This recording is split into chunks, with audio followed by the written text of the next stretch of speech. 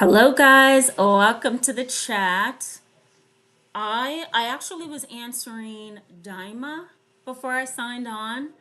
I'm gonna go back and just recognize those who are here.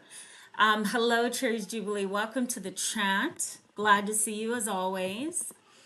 Peggy Dietz, hello. Welcome to the chat. I'm glad to have you here. I'm glad to see you here as well. Um, I might need you guys to help me with my live chat tonight. My memory. I'm going to tell you why in a little bit. Courtney Frazier, hello. Welcome to the chat. Glad to see you as well. And Daima, welcome to the chat if I haven't already welcomed you. I'm probably going to wrap up here with the chat at about 7:30 p.m. Eastern time. Um, yes, Cherry's Jubilee. I always get so excited when I see the TAM fam come together. I love it. Um, I'm probably going to end around 7:30. I'll let you know briefly. I have a concussion. So hence the glasses, some of the missing in action I've been doing on my channel. Like I haven't really been social media engaged this week. I've been a little bit off and I've like had some memory lapses. The list goes on. Bear with me, okay, guys. You're probably gonna hear me fumble this live chat a couple of times, but tonight we're gonna talk about, yeah, Cherry's Jubilee. Yeah, and I'll tell you in a little bit how that concussion happened. But tonight we're gonna talk just a little bit about the topic of silence, excuse me, and denial, and those are two really powerful tools that toxic family members use to either manipulate, triangulate, or kind of keep things under wraps, right? Things that are embarrassing, unhealthy, traumatizing, the list goes on. The reason I brought this subject up was because I have a lot of families in my practice right now who are struggling with denial and silence in their life. I also have had at least 20 emails over the past month where people are asking me about the topic of denial. And, that could be directly asking me about it or indirectly. And I just thought, we need to talk about this. There's so much chaos in unhealthy families, and sometimes silence and denial is the only way that dysfunctional families learn to cope, because that's the only tool that they have.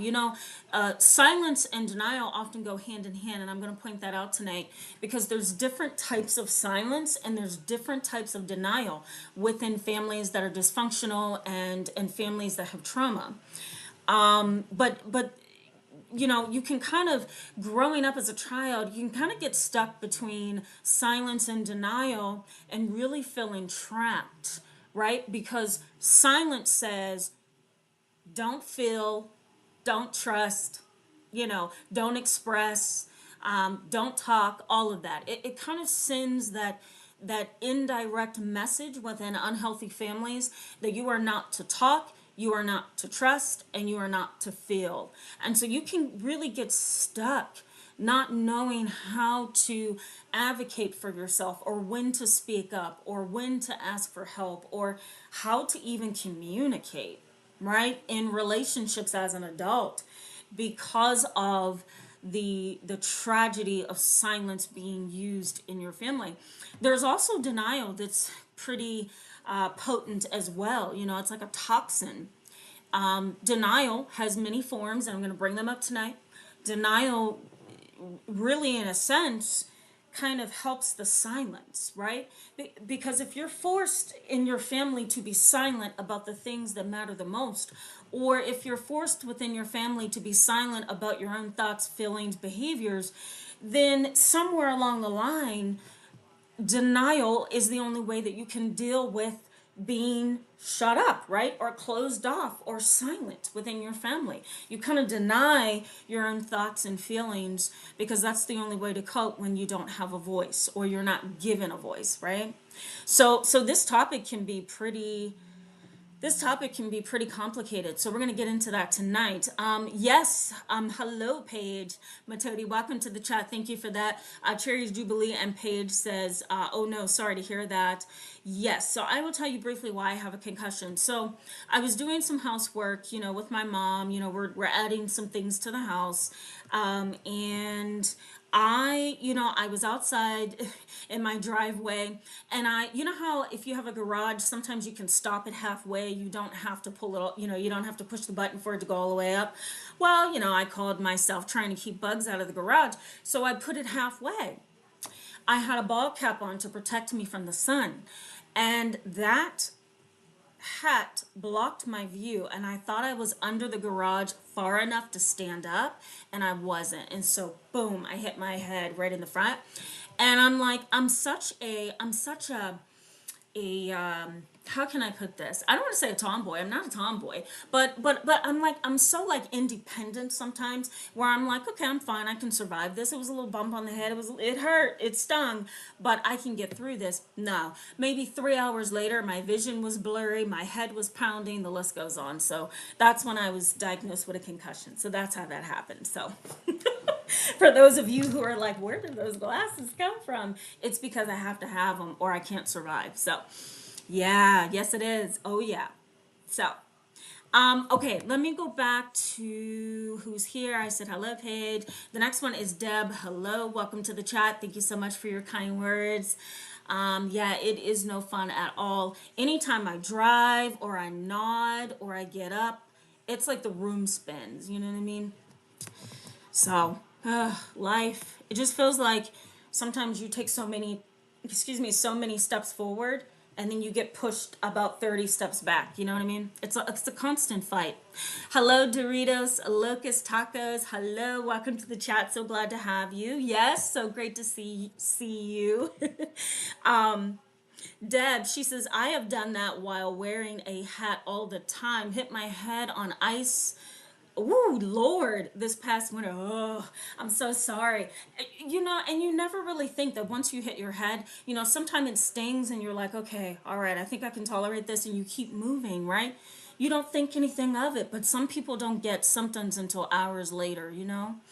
So, but for those of you who just signed on, the topic tonight is silence and denial. And so I just explained what denial and silence can do within a toxic or unhealthy family. So let me go ahead and just delve into denial and what it is. Now, we all know that denial is ignoring the reality of something, right? You're minimizing something, or you're shunning something, or you're refusing to look at it because it's either too painful, overwhelming, or difficult to deal with.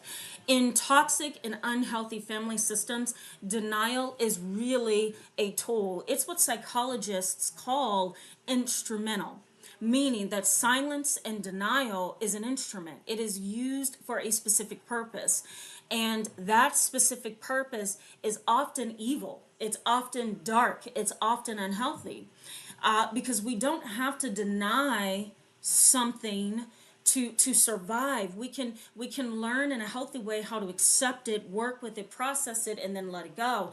But in unhealthy and toxic families, they don't know how to do that. So what do? They deny. And deny can come in the form of minimization, right? Something that's big to me becomes really small. It can be enabling. You've heard of this. Maybe you've experienced it within your family, where you have an alcoholic, let's say, grandparent, and instead of your family saying, this is where you're going to stop with this behavior, you're not going to be an alcoholic in this family, this family member kind of is enabled, right? Anytime you enable something, you're minimizing or you're denying the existence of it. Denial can also come in the form of rationalization, where you kind of rationalize everything. You explain everything away, and it takes that reality and makes it really small for you when you rationalize. Unhealthy and toxic families rationalize everything, and it doesn't matter what it is. They always have an excuse for something, or some kind of side story, or some kind of something to make reality less painful. Denial can also come in the form of excuses. I have this all the time. in my practice with families that are toxic and unhealthy and dysfunctional.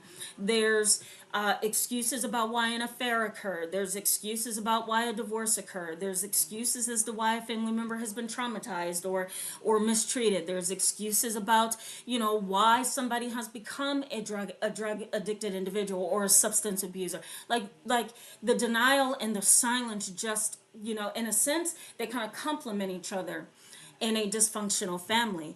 Along with the silence comes the denial.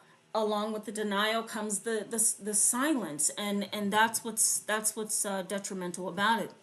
Now, some people don't know this, but I teach my clients this all the time, that denial is a defense mechanism that can also be internal. It's not always external. You don't always have to hang up the phone or shut the door, refuse something or refuse to talk to someone or minimize something for it to be denial. It can actually be an internal process where you're denying your thoughts, right? Telling your thoughts about something, traumatic thoughts of feeling like a failure, some kind of insecurity, some kind of embarrassment that happened, shame, guilt, blame, self-blame, all of that you can deny within yourself by minimizing it or rationalizing your emotions away. There's also memories, and there's feelings, emotions that can also be denied and rationalized and minimized. Let me also say too, denial can also come in the form of deflection. So deflecting something. A lot of you on this channel probably know what I mean when I say deflect. I had a case this past week where the mother of this family, so she has, I'm going to say 10 kids, so she has 6 of her own, 6 she adopted. Imagine being a parent to 6 kids, and they all range in age. 5 is the youngest, 45 is the oldest, and she's used to being both the mother and the father in this family system. She has a hard time kind of admitting her thoughts and her feelings because that puts her in a vulnerable position within her family. So what does she do? She takes that all-knowing, all-powerful woman, independent stance, and her thoughts and her feelings get minimized and denied all the time. So her daughter, who is 17 years old, because again, she has 10 kids, her 17-year-old biological child said, Mom, you don't always have to be strong. You can let your emotions be shown. You can let your thoughts be shown. How are you going to teach me and my siblings about feelings and thoughts if you don't show us yours, right? And that was such a powerful statement. So instead of Mom kind of grabbing hold of that life jacket her daughter was giving her, she decided to deflect. And guess what she started doing, guys? She actually looked up on my wall and she says to her daughter, she says, hold on, my dear, thank you for that, that was very wise. And she looked at me and said, see, I told you she was mature. And then she started pointing at something my mom had bought for my wall for my practice, and she's talking about it and how that reminds her of a vacation that her family was on 20 so years ago.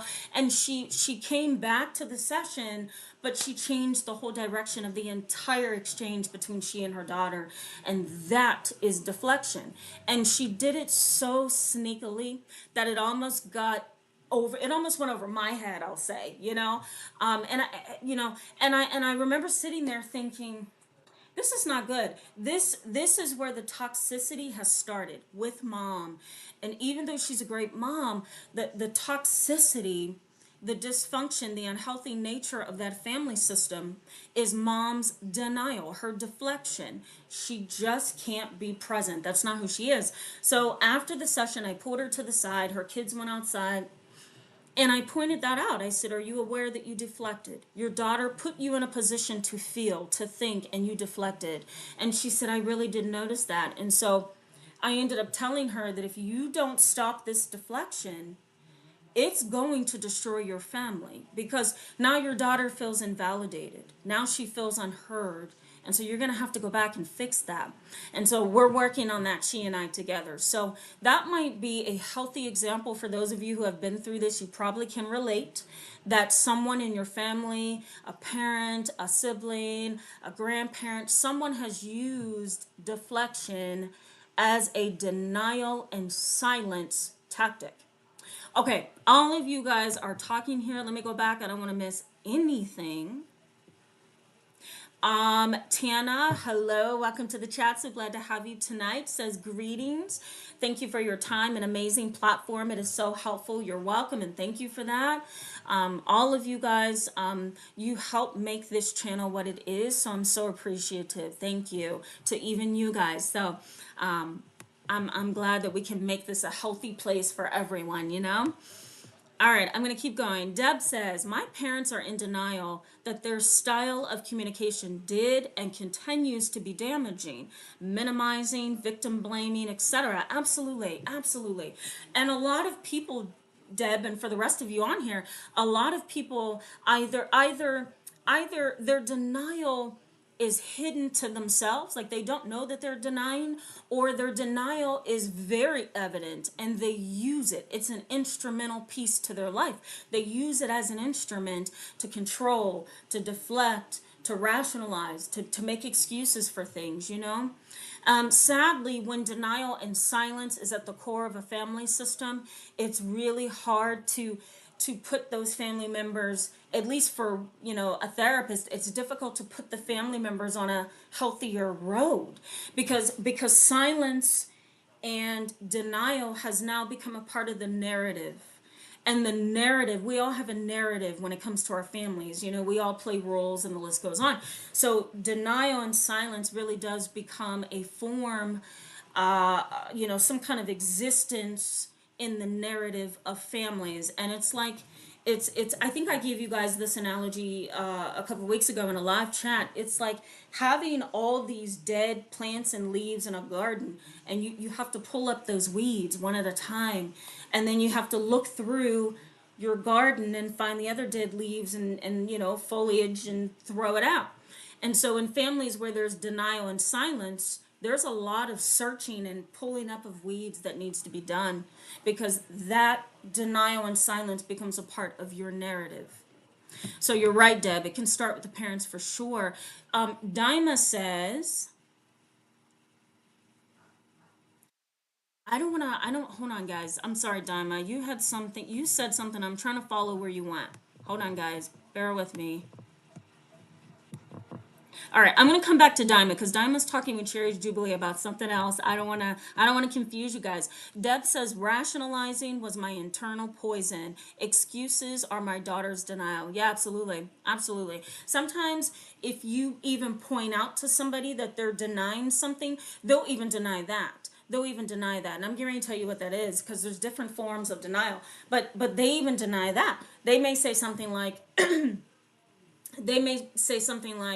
I'm not in denial. You're in denial. Well, not necessarily, right? Because right, because sometimes people who are in denial are making statements that shows they are clearly in denial, but they will point out that they're not in denial, you're in denial, or they'll point out I'm not in denial, I'm stating fact, when in fact they're in denial. And I see that a lot in family sessions, you know. So it's pretty sad how denial can just kind of pull you down into this ocean of confusion, and you can't even swim because the denial is so powerful, right? And I'm gonna jump in. I'm gonna jump back into the content, guys, and you'll be able to learn tonight the different kinds of denial that maybe you or your family members have engaged in. So we'll get there. Okay, I want to make sure. Dima says, how many times I saw people who would say excuses for the behavior. I knew they didn't learn anything from their actions. Yeah, absolutely. Anytime somebody starts denying, that's a good point, Dima. Anytime somebody starts denying or refusing to take responsibility for their behaviors, or there's no accountability, that's when you know they're still in denial. Denial is a very clear process. We don't have to psychoanalyze it. Denial is denial, and you can feel when a person's denying something, and you can hear the denial. Even if somebody is sounding credible, you still know they're denying the reality of something.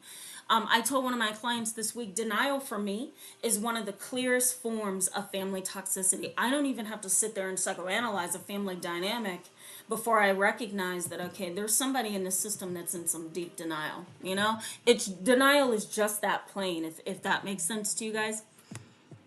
I don't have to spend all session trying to psychoanalyze it because it's right there. I get it. I see it. We all can see it. Failed foster dog mom, hello, welcome to the chat. Glad to have you tonight.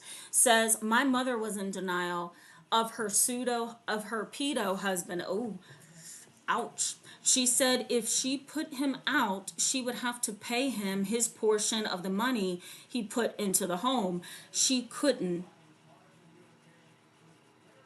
He said he wasn't a pedo. Oh, okay.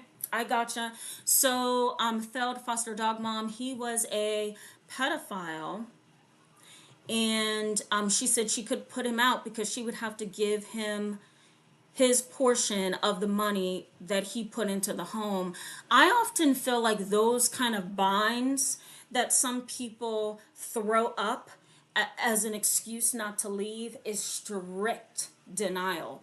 Because there are often ways out of situations that are unhealthy. I think sometimes families or parents don't want to have to go through the separation process, or they're afraid of it, or they don't want to be judged for leaving or divorcing or breaking up with someone. They don't want to look like a failure. They don't want to look like, any kind of accusations are true, right? So let's say, for example, the accusation, as you put it, he was a pedophile. It's, putting him out may have kind of said to your mom that he really is a pedophile, right? Because somebody's going to want to know, why'd you put him out? And then she has to face that reality that he's a pedophile. So sometimes it's that, or sometimes it's a parent's inability or desire not to move to the next level and have to make these really hard decisions. So when a parent, for example, is in my office and they know that they have to leave a husband, a wife, a spouse, a boyfriend, whatever, and they start saying things like, I don't have the money to leave. And sometimes that's true, but for the most part, I feel like it's not. I don't have the money to leave, or I can't leave because I don't have the money to get a divorce, or I can't move out of that house because both of our names are on the house and I don't have the money to file for the paperwork. Like, to me, all of those things, and correct me guys if I'm wrong, to me that is strict denial. It is saying, I don't want to face this reality, so I'm going to throw up every excuse I can. I'm going to minimize reality. I'm going to rationalize this and say I don't have the money to do it, or I can't, right? I just feel like most families who go through this, failed foster dog mom, it's denial. You tell me what you think, but I feel like it's denial. And that could be my bias, but I always feel like that's a way to deny the reality of something. Yes, Courtney Fraser said, did you see what I wrote on the community post? Was it the community post, Courtney Fraser, that I recently put up? Let me look. Hold on. Let me look. And I think, too, Courtney Fraser, I wanted to read something that you had. Bear with me, guys, okay? Hold on. So, community post. Let me go to the comment section. Let's see, Courtney Fraser. I don't see you there. Do I see you here? Okay. Yes, thank you, Courtney Fraser. Okay, so here's what she says. I'm gonna kind of derail the conversation just a little bit. She's talking about silence and denial here, and this is the one that I wanted to read. So thank you for that prompt, Courtney Fraser. She says, I definitely. So let me preface this. I put up a poll that said, do you guys want to talk about silence and denial? Which video do you want to see first? All of you, for the most part, a large percentage chose the topic of silence and denial, and so Courtney Fraser shared in this post. She says, I definitely realize now that there was a lot of denial and silence in my family growing up, and there is still a lot going on in my family today. I just recently realized that I myself was in denial for my entire life. How my family really is. For my entire life, how my family really is. It is so easy to stay silent around them instead of telling them how it really was for me. Okay, so she's expressing what she's experiencing in her family dynamic. My dad just recently read my third book of poems, which is a book of poems based on my life. She says he thanked me for allowing him to read it, and he told me he understands me better and realizes that it was tougher for me than he thought or realized before reading the book. He also apologized for how he taught, how tough, excuse me, it has been for me. Just getting that from my dad was huge. It is so hard to be open with my family. Yes. So if you want to see what she said, if I read it all choppy with this concussion, go back to my community section, pull up that poll, you'll see her comment. But I like what she shares here, that it's hard to be honest with her family because of the power of silence and denial. And Courtney Fraser, I can't remember if I replied to you. I think I did. I think I did. Yeah. I think I did. There's a lot of power and control when it comes to denial and silence. And so Courtney kind of gives us a really good example of what that's like. Thankfully, there was one parent, and maybe this could apply to you too, failed foster dog mom. This may apply to you as well. It's wonderful when one parent or a parent can look back and say, oh my God, I didn't realize how my decision or my behavior or the way that you were treated growing up had this kind of impact on you. I am sorry. Or if they take some kind of humble, compassionate approach. You know what I mean? That would be wonderful if most parents could do that. So, Courtney Fraser, that was wonderful. I'm glad you shared that with me. Thank you, and shared it with all of us. Okay, let me keep going, guys. I don't want to miss anyone. Paige Matodi says, not being validated through denial and silence is probably just as painful as the trauma itself. It really is. Think of people who are dealing with stalking situations, right? They know they're being stalked. They've seen it. They have felt it. They have some kind of intuition that the person who is stalking them has evil thoughts, negative thoughts, dark thoughts about them. They run to the police, and the police kind of sit there like, what do you want me to do? Like, there's no evidence of stalking. It's your word against their word. And they kind of invalidate you. It's a very painful place to be, and especially when you are in a system, a family system, a relationship where the dynamic is difficult. You can't get the other person to show you, I hear you, I understand you. It's a very lonely place, and you're right, Paige. Sometimes it's more traumatic than the situation itself. I very much agree. Very much agree.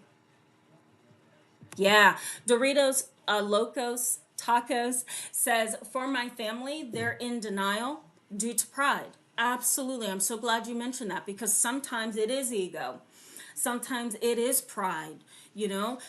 I remember years ago, when I first became a family therapist, it had to be back in 2010. I started doing a lot of family therapy. I remember telling my very first family, the father of the family, you have to find a place of humility within your heart, because if you don't, you're going to continue to contribute to the pain of your daughter. His daughter had been abused in many, many ways, taken off of him and put into foster home after foster home.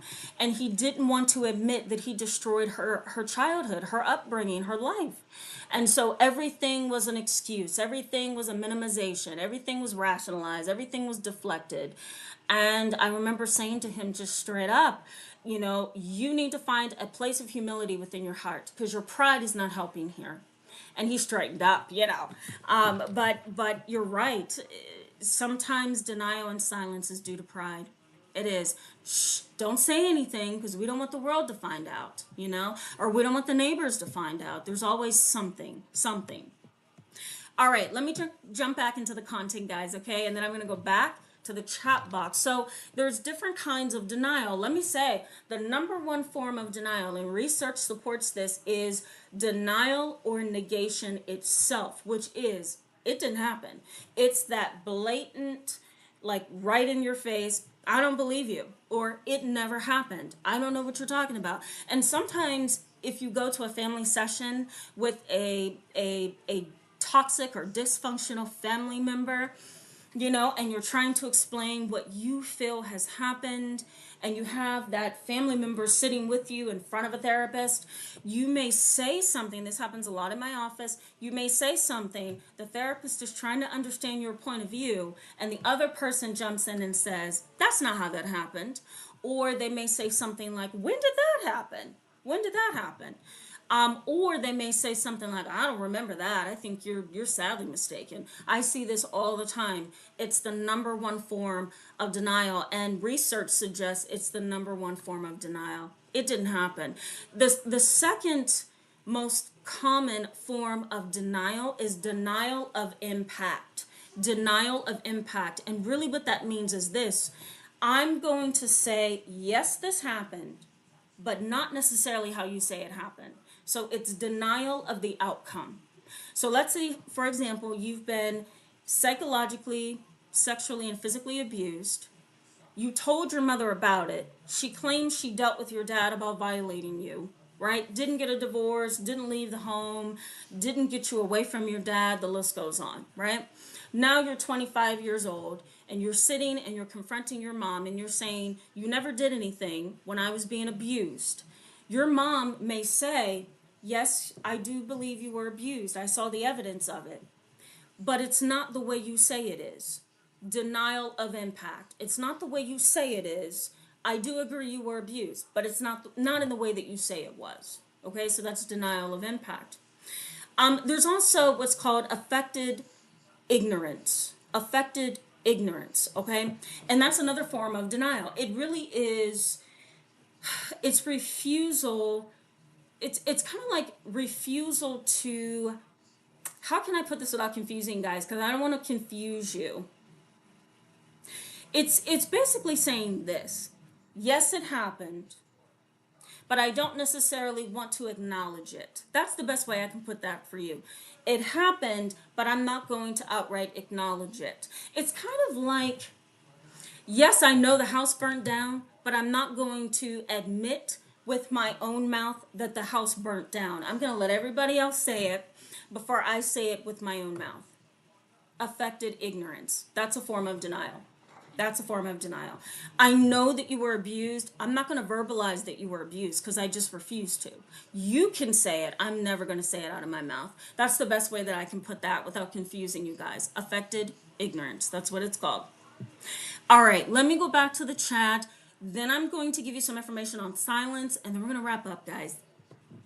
All right, let me keep going because I don't want to miss anything you guys are saying. Hold on.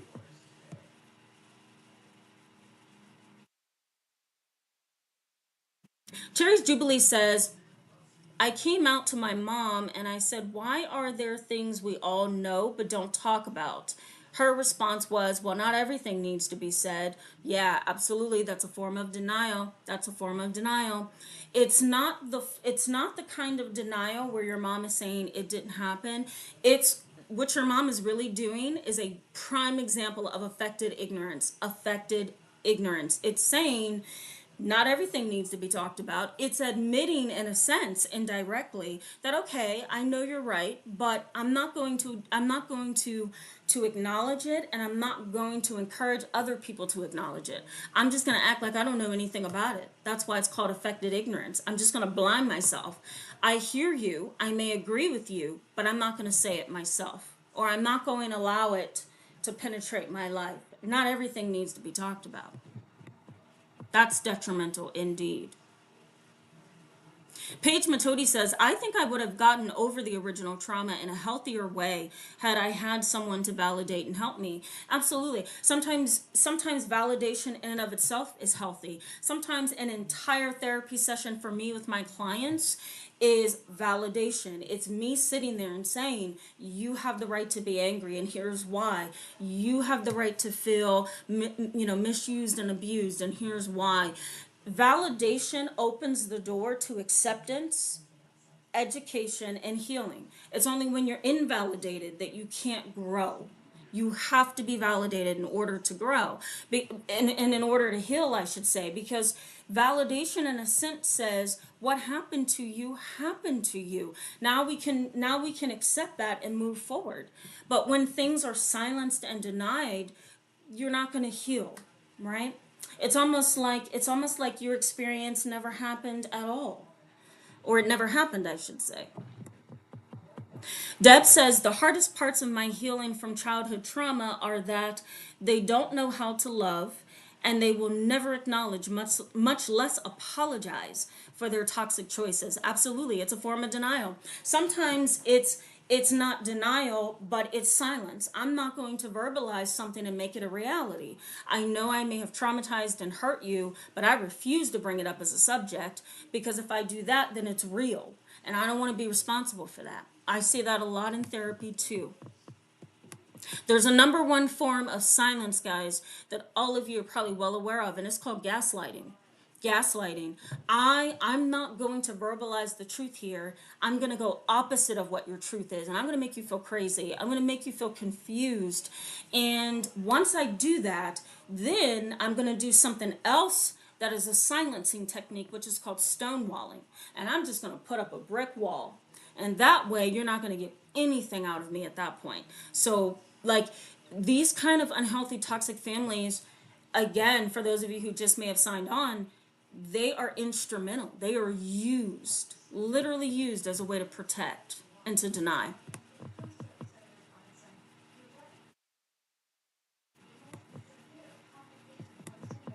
Okay,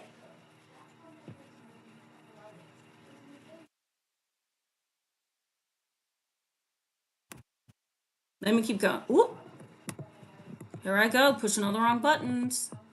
Bear with me, guys. Okay, yeah, that's awesome. Okay, I'm gonna try to pronounce your screen name. It's El Cone Jito 99. Hello, welcome to the chat. Glad to have you. Says listening while doing deliveries. Deliveries. That's awesome. Thank you so much for being here. I'm glad to see you. Hello, Jacob Taylor. Welcome to the chat. Glad to see you. You're welcome. You're welcome. Ooh, I think. Okay, okay, hold on, guys. This is gonna be a screen name. This is a new one. I welcome you, by the way. I'm gonna try this one. Is it Droid SXI? Says, how late am I? Not that late. We're gonna sign off in about 10 minutes. Welcome to the chat. Glad to have you. Okay, we're gonna keep moving. Jacob Taylor says, my parents are denying that I ever had a brain tumor. They keep getting deeper and deeper in their denial. They gave me 15 years MRIs of my neck as proof. Oh, 15-year-old MRIs of my neck as proof that I had no brain tumor. Like, WTF. Yeah. Okay. So there are some people, and Jacob Taylor, I think I just brought this up. There are some people who can utilize denial of impact. And denial of impact is this. I understand that this has happened to you. So I know that you're not well. I know that you could be sick, but I'm not going to acknowledge what the outcome is, which is that you have a brain tumor. So denial of impact. I know something has happened to you, but I'm not going to acknowledge the outcome. My grandmother, who we love dearly, who passed away 3 years ago, she kind of used denial of impact before she became a wise older woman. There were times where she acknowledged that her alcoholism and her poor choices impacted my mom and her son, my mom and her brother, so my grandmother's son. But did she fully accept responsibility for the impact of her choices? No. No. She acknowledged that something went wrong with her children in some capacity, but did she acknowledge the outcome of her bad choices on my mom and on my uncle? No. Denial of impact. So that might relate to you, Jacob Taylor, as well in this particular situation.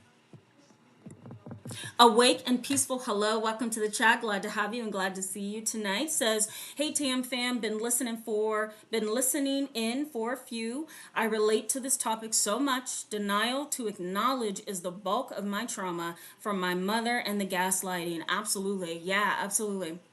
Yep. Yep. I think a lot of people have experienced the generational trauma of denial and silence.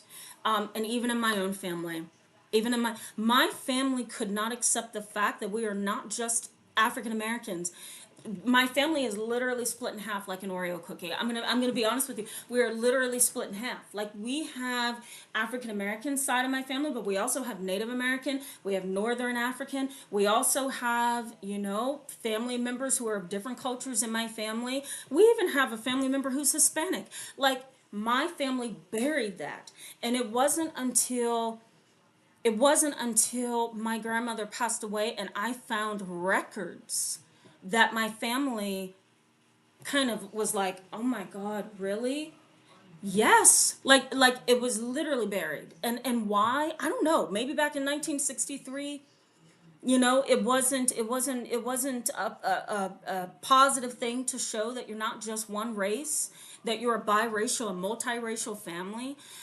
So I think most of us have experienced some kind of generational denial and silence. Like, that denial and silence affected my mom.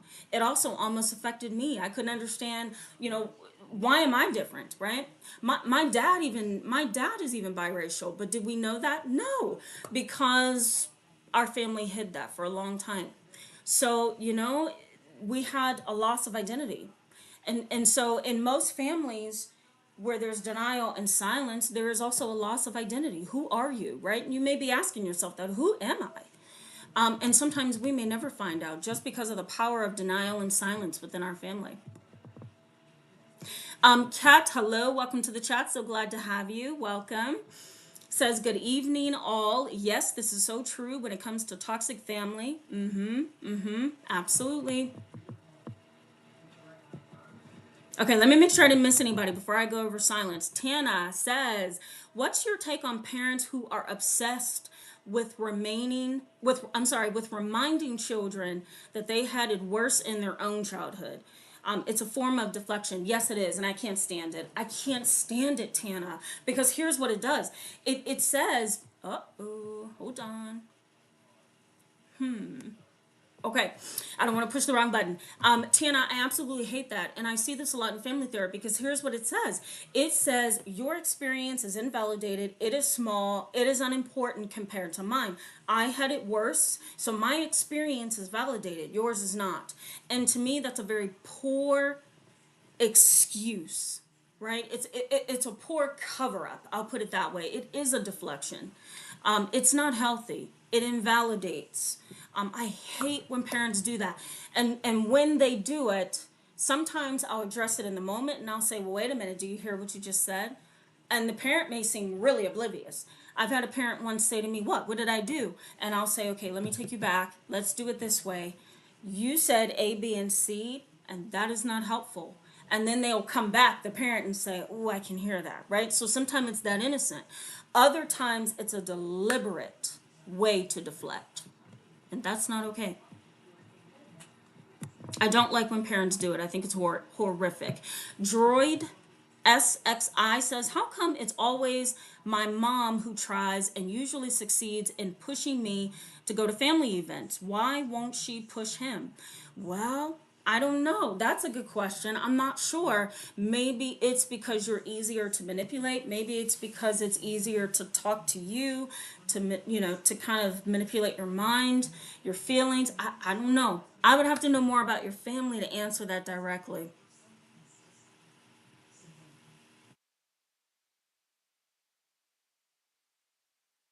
Okay, I'm trying to figure out who I should read next because you guys are all saying some really good stuff. Let me go to Peggy Dietz. Peggy Dietz says denial and silence is totally their choice.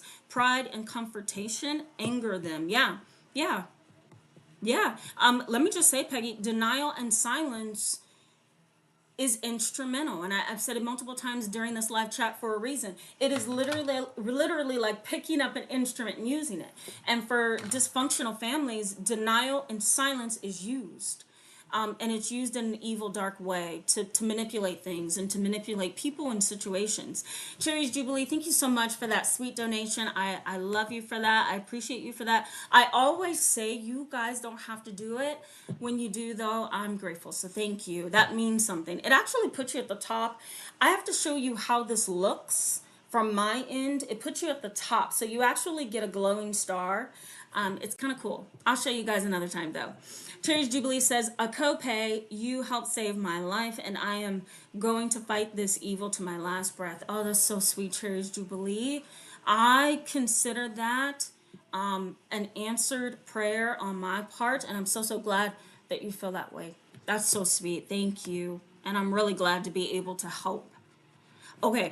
Because honestly, I could have used this stuff when I was growing up, to be very honest.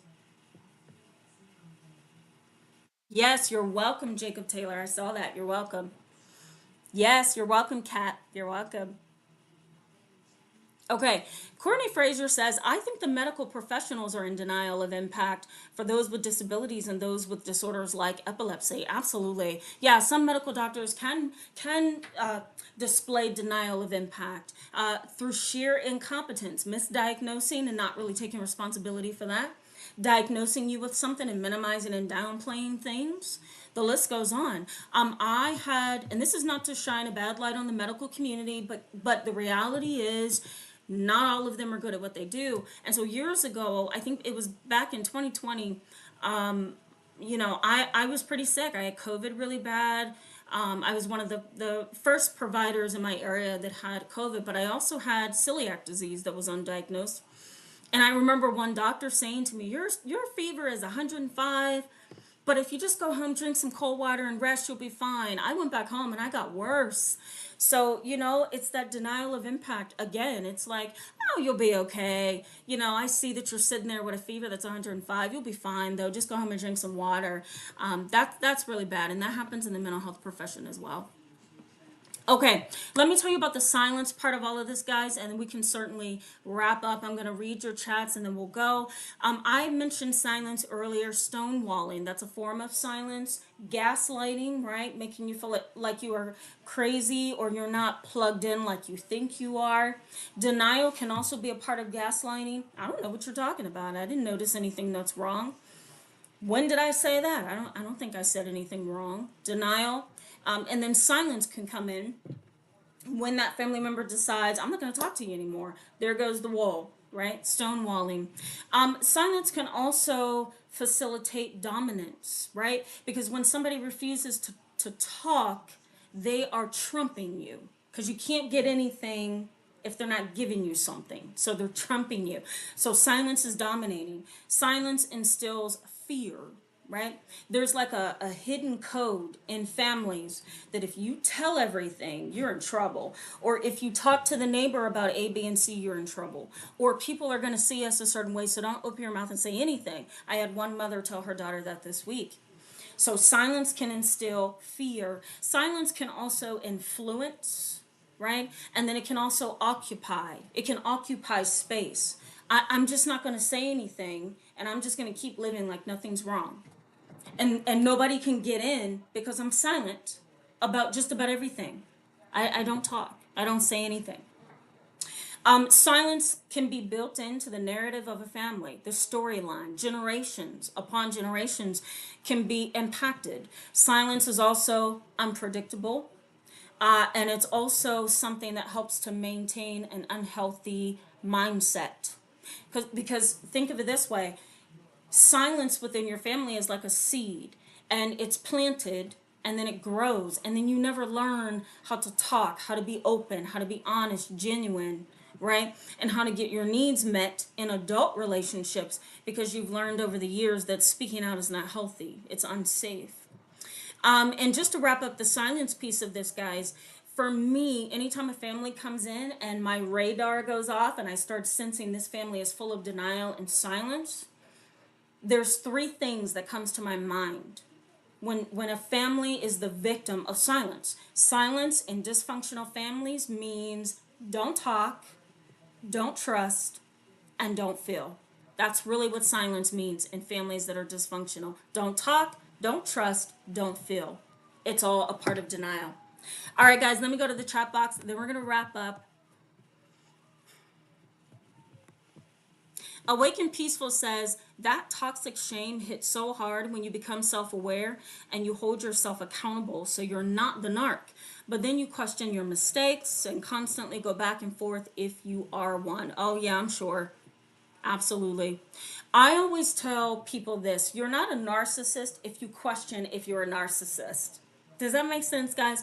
You're not a narcissist if you question if you're a narcissist. Because a narcissist doesn't care if they're a narcissist, they are who they are. For the most part, narcissists are steeped in denial. So if you're asking if you're a narcissist, you're not a narcissist. Yes, you're welcome, Droid. At SXI, you're welcome. You're welcome. Daryl Harris, hello. Welcome to the chat. Glad to have you tonight. Okay, I want to make sure I'm getting everyone. Deb says, my dad, a former pediatrician, was king of denial and minimizing when it came to me and to my kids. Yeah, I'm sure. I'm sure. Sometimes I think the more educated people are, the more sneaky their denial is. And sometimes they're so smart that they deny anything that they can't intellectualize. Does that make sense, guys? So sometimes I don't even want to mingle with people who are in my own profession, because sometimes it feels like they're so in the know, they get it so much and they understand that they rationalize everything to a point where it just doesn't make sense to me. Like, it is so rationalized and intellectualized that I don't even want to be a part of it at that point. Like, the more you rationalize and intellectualize things, the less emotional you become. And to me, that's a form of denial. Denying emotions, denying spiritual reality, denying, intuition, because everything is so intellectualized. That's a form of denial too. I should have mentioned that earlier. If somebody sits up and tries to be objective and scientific and factual, sometimes that can be denial too. And you might hear, and you may have heard somebody say, I'm just focusing on the facts. No, you're not. You're going into denial, and you're doing it by talking about things that to you feels like facts. It's denial.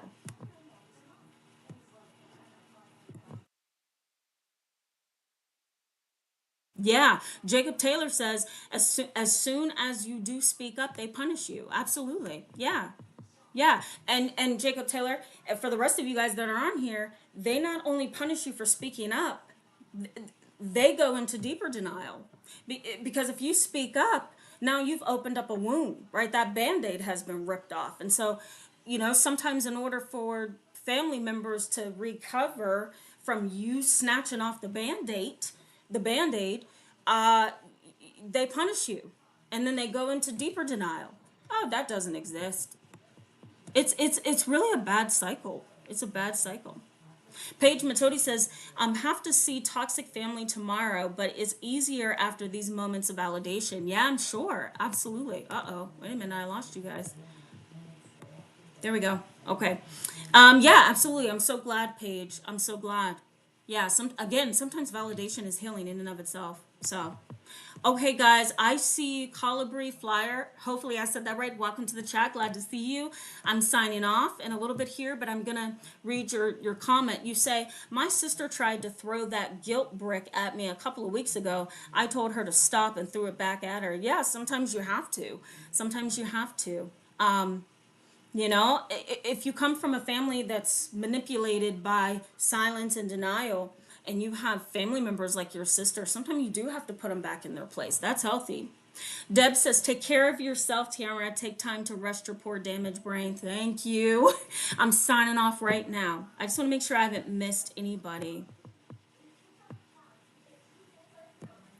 Awake and Peaceful says, thank you for all you do, Tiara. I pray for healing and recovery. Thank you so much, and you're welcome.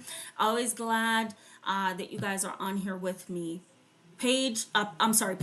Peggy Deet says, take the high road. Truth is truly real love. Yeah, absolutely. I like that. I like that. Hello, William. Welcome to the chat. Glad to see you. Says that is such a wonderful point. Over intellectualizing negates emotions. Yeah, it does. It does. It took me so many years to get that, but I finally realized it. Jane Jordan, hello, welcome to the chat, says, I was in denial about my family and buried myself into academic stuff out of fear that if I acknowledge it, I'll end up blaming them and lose sight of my goals and attempt to heal. Oh, wow. So yours kind of served as kind of like this protective mechanism. I like that. It's a protective shield. Yeah. Yeah, thank you for that. Hello, welcome to the chat, Temporary. Glad to see you. I think you're new. So welcome to the chat. Says to everybody here, I just want to say you all made it. Continue to learn about this topic and spread it amongst others. We win. Yeah, absolutely. Love that. Love that. Thank you for that. Okay, I'm going to mess this up. Druid Godmother says, thank you. I look forward to seeing you again. Yes, you're welcome. And thank you for joining me. You're new as well that I've seen in the chat box. So welcome. The next one that I haven't seen before is Sharon Duke says, it's hard to visit family. It's hard to visit family there. It's hard to visit family. There is an emptiness and no connection there for me. Yeah, absolutely. Absolutely. Yeah, I'm sure. And that's when you know that maybe building some space between you and your family is the healthy way to go. You know, only you would know that, Sharon. By the way, welcome. I'm glad to have you on tonight. Yes, you're welcome, Jacob Taylor. Yeah, absolutely. Yes, you're welcome, Droid SXI. You're welcome. Yes, you're welcome, Druid Godmother. You're welcome. Okay, guys, I'm gonna sign off.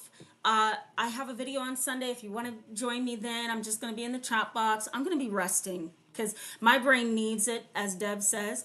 Thank you so much for being with me tonight, guys, on a Friday night. Always love to see you. I will see you again next Friday. We're gonna keep chugging through some of the.